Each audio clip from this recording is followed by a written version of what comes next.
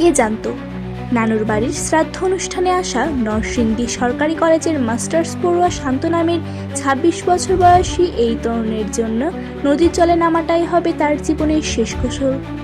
রাশেদুল ইসলাম রাসেলের পাঠানো প্রতিবেদনে বিস্তারিত। ক্যামেরার পিছনে ছিলেন মোহাম্মদ শান্ত ইসলাম শ্রবণ, সাথে থাকছি আমি তাবাসসুম তনয়া। জীবনের অনিশ্চয়তা আবারও চোখে আঙুল দিয়ে দেখিয়ে দিল মৃত্যু কতটা হঠাৎ এসে জীবনের সব রং মুছে দিতে পারে।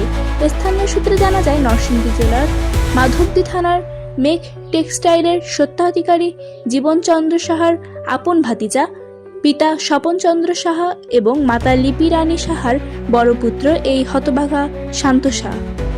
ঘটনার অনুসন্ধানে জানা গেল, নারায়ণগঞ্জ জেলার রূপগঞ্জ থানার ইছাপুর গ্রামের শান্তর নানা বাঞ্জার সাহার বার্ষিকী শ্রাদ্ধ অনুষ্ঠানে আসা যেন কাল হয়ে দাঁড়িয়েছিল শান্ত সাহার স্বজনদের জীবনে এক কালো অধ্যায় রচিত হলো। কে জানতো এই শান্ত বালু নদীতে গোসল করতে গিয়ে এই গোসলই তার জীবনের শেষ গোসল হবে। সাংবাদিকদের এক প্রশ্নের জবাবে দুবরী একটি ইউনিট জানিয়েছেন, রূপগঞ্জের বালু নদীতে গতকালকের ঘটনার সূত্রপাতে শান্ত সাহার ডেড বডি এখনো খুঁজে পায়নি, তবে আমাদের উদ্ধার কাজ এখনো চলমান আছে।